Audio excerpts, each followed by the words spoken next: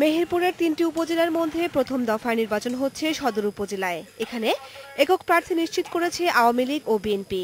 এরই মধ্যে প্রার্থীরা চষে বেড়াচ্ছেন উপজেলার প্রতিটি গ্রাম। নানা প্রতিশ্রুতি দিয়ে ভোটারদের মন জয় করার চেষ্টা করছেন তারা।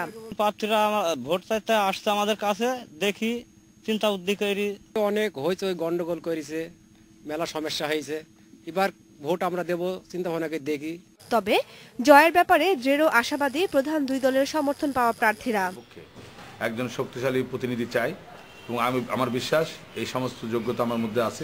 আমি আশা করি এবার আমি মেহেরপুর সদরে বিপুল ভোটের ব্যবধানে আমি জয়লাভ করব। সংসদ নির্বাচনে শরীয়তপুরের 3টি আসনে প্রার্থী বিনা প্রতিদ্বন্দ্বিতায় নির্বাচিত হওয়ায় ভোট দিতে পারেনি ভোটাররা। তাই উপজেলা নির্বাচনে সৎ, যোগ্য ও নিরপেক্ষ প্রার্থী নির্বাচনের আশা তাদের।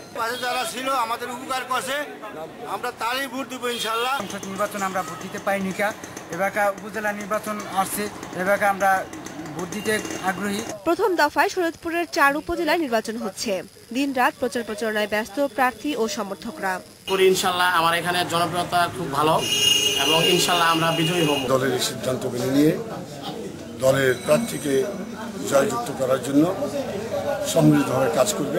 নির্বাচনের আচরণবিধি লঙ্ঘনকারীদের বিরুদ্ধে কঠোর ব্যবস্থা নেওয়ার কথা জানিয়েছেন জেলা প্রশাসন। আচরণবিধি কেউ লঙ্ঘন করলে তার বিরুদ্ধে আমরা যথাযথ আইনগত পদক্ষেপ গ্রহণ করব। নির্বাচনের প্রচারে ব্যস্ত সময় কাটাচ্ছেন মানিকগঞ্জের হরিরামপুর উপজেলার চেয়ারম্যান ও ভাইস চেয়ারম্যান পদপ্রার্থীরা। তোমাকে আশাবাদী এবং কি কাজ করছি না করছি এলাকার জনগণ জানে। আমার আশা যে পুরো হরিরামপুরটাকে একটি সুন্দর, সুষ্ঠুভাবে, আধুনিকভাবে সুশৃঙ্খল করে গড়ে তোলার জন্য আমার জনগণের সমর্থন পেতে নানা প্রতিশ্রুতি দিচ্ছেন তারা।